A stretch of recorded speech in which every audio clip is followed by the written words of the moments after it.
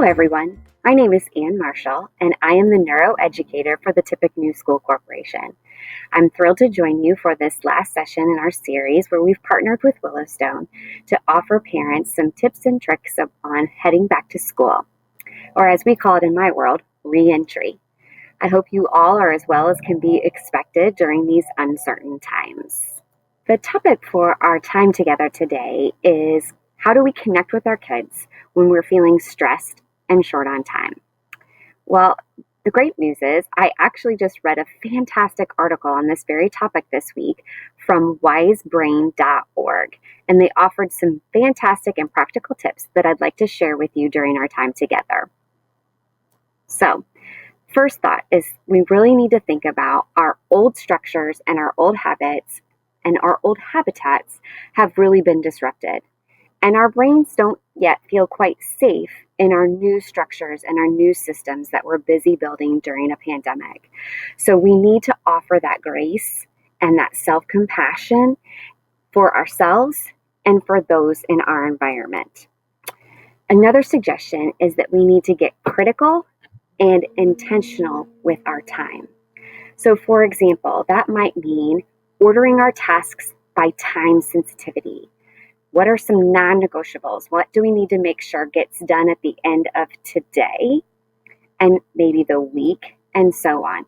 What tasks could we really potentially even eliminate altogether? And what do we need in order to feel successful in our jobs, but also as we parent at home in a pandemic? So that's a really great tip to consider as well. So once you've aligned your task according to time sensitivity, then I'd like to offer you another thought. Scientists have really been at work on the concept of, is multitasking beneficial? Is it productive? And in fact, the answer is no. We're really not wired to multitask because what the scientists have proven is we are less productive. So I encourage you to really be, when you're being critical and intentional, that also means not multitasking. And along those same lines is resisting the urge of the siren of your smartphone.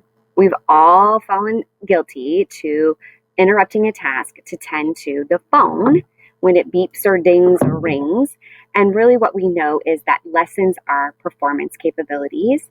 So those are some fantastic tips as far as the adult working from home and how we're going to be intentional with our time.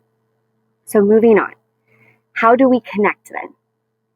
Lots of ways, lots of opportunities, and they don't have to be magnificent gestures. Connection happens through chores. Connection happens over snack, over mealtime. Connection can happen over movement, like yoga, for example, or a family walk. Connection even happens when you maybe decide to make a commitment as a family to build stamina for mindfulness, as you work together to build a mindfulness practice and a commitment to that in your lives every day. So remember that connection can be small, and it really is encouraged that we connect with our students, our kids, early in the day. Connection happens early in the day because as the day maybe gets busier and it might seem long to our kids while they're at home and while we're trying to work and they're working and doing school, if we fill their buckets early in the day, then hopefully they're able to savor those connection moments and remember the fun or even the humor that was had early in the day, and that will help get them through that maybe potentially long school day or work day even for you. I love this quote from Viktor Frankl. It says this: when we are no longer able to change a situation, we are challenged to change ourselves.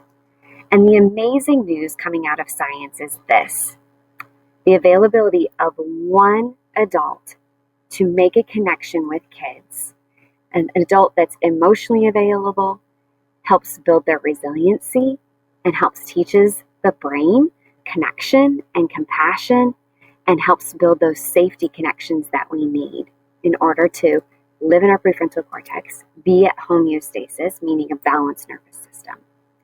So as we close in this series today, I need to offer you our usual well wish. May you be safe. May you be healthy. May you be happy. And please know that I'm ready to serve you at any time.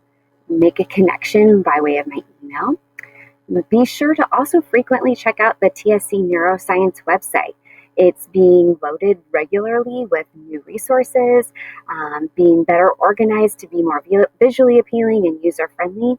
And we really intend that piece to be something that our stakeholders find valuable.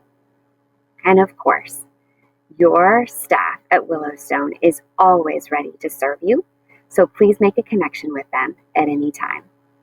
So until I see you again, take care, everyone. Bye-bye.